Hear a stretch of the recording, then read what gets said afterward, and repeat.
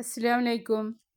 ഇന്ന് കിട്ടിയിട്ടുള്ളത് കൂസ or zucchini എന്നാണ് കേട്ടോ അതിന് പേര്. കൂസ എന്നും പറയും. അപ്പോൾ നല്ലൊരു ടേസ്റ്റ് ആയിരുന്നു കേട്ടോ ഈ കറി. പെട്ടെന്ന് തന്നെ നമുക്ക് ഉണ്ടാക്കിയെടുക്കാൻ പറ്റും. വളരെ എളുപ്പത്തിൽ തന്നെ ഉണ്ടാക്കാൻ പറ്റുന്ന ഒരു റെസിപ്പിയാണിത്.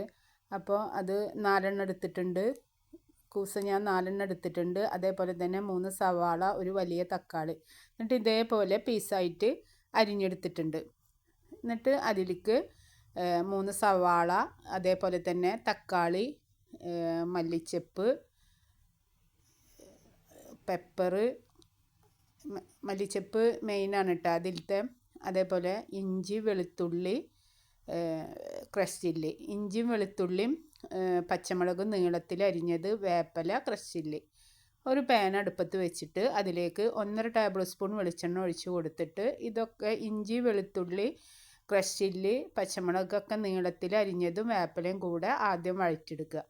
നന്നായിട്ട് തന്നെ മൂത്ത് വരുന്നത് വരെ തന്നെ വന്നതിന് ശേഷം അതിലേക്ക് സവാള ഇട്ട് കൊടുക്കുക. നന്നായി വഴറ്റണം കേട്ടോ. എന്നിട്ട് അതിലേക്ക് സവാള ഇട്ട് കൊടുക്കുക. നല്ല ടേസ്റ്റ് ആയിരുന്നു കേട്ടോ ഈ കറി. ചപ്പാത്തിക്കൊക്കെ അടിപൊളിയാണ്. നിങ്ങളിത് ചെയ്തിട്ട് കമൻറ്റ് പറയണം. നിങ്ങൾക്ക് അറിയുന്ന വിഭവം തന്നെ ആവും, പക്ഷേ ഇതേപോലെ ഈ രീതിയിലൊന്ന് വെച്ച് നോക്കിട്ടാ. എന്നിട്ട് അതിന് ശേഷം അതിലേക്ക് സവാള ഇട്ട് കൊടുക്കുക. സവാള 3 എണ്ണം എടുത്തിട്ടുണ്ട് കേട്ടോ. അതിലേക്ക് വലിയ തക്കാളി, മീഡിയം സൈസിലാണെങ്കിൽ 2 തക്കാളി. സവാള നന്നായി വഴറ്റിയെടുക്കണം. ഇതിൻ്റെ കളറ് മാറുന്നത് വരെ തന്നെ, വല്ലാതെ ബ്രൗൺ കളർ ആവരുത് കേട്ടോ. ഒരു മീഡിയം സൈസിലുള്ള കളറാവുന്നത് വരെ തന്നെ വഴറ്റിയെടുക്കുക. അതിന് ശേഷം അതിലേക്ക് തക്കാളി ഇട്ട് കൊടുക്കുക.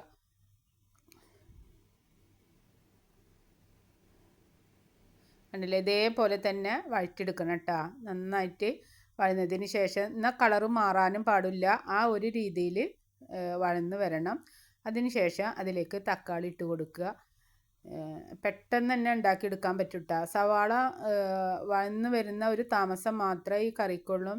ഈ കൂസ പറഞ്ഞ ഇത് പെട്ടെന്ന് തന്നെ പച്ചക്കറി പെട്ടെന്ന് തന്നെ വെന്ത് കിട്ടും കേട്ടോ. വളരെ സോഫ്റ്റ് ആയിട്ടുള്ളൊരു സാധനമാണ്. അധികം വെള്ളമൊന്നും ഒഴിച്ചു കൊടുക്കണ്ട. വളരെ പെട്ടെന്ന് തന്നെ ഇത് വേവിച്ചെടുക്കാൻ പറ്റും. എന്നിട്ട് അതിന് ശേഷം അതിലേക്ക് തക്കാളി ഇട്ട് കൊടുക്കുക. തക്കാളി വലിയ തക്കാളി തന്നെ എടുത്തിട്ടുള്ളത്.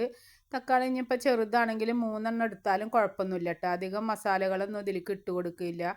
അപ്പോൾ തക്കാളി നന്നായി വഴന്ന് വരുമ്പോൾ അതിലേക്ക് 1 ടേബിൾ സ്പൂണ് മുളക് പൊടി ഇട്ട് കൊടുക്കണം, മഞ്ഞൾപ്പൊടി ഇട്ട് കൊടുക്കണം. അതേപോലെ തന്നെ നമ്മുടെ മസാലപ്പൊടി ഇട്ട് കൊടുക്കണം കേട്ടോ. നല്ല ജീരകം, പെരിഞ്ജീരകം ഇതൊക്കെ പൊടിച്ചിട്ടുള്ള മസാല ഉണ്ടാക്കിയിട്ടുണ്ടല്ലോ, അത് ഇട്ട് കൊടുക്കുക. നമ്മൾ ഇറച്ചിയിലേക്കൊക്കെ ഇടുന്ന മസാല തന്നെ. അതേപോലെ പച്ചമല്ലി, കുരുമുളക് ഇതൊക്കെ പൊടിച്ച് ചൂടാക്കിയ മസാല ഉണ്ടല്ലോ, അതൊരു ടേബിൾ സ്പൂൺ ഇട്ട് കൊടുക്കണം കേട്ടോ.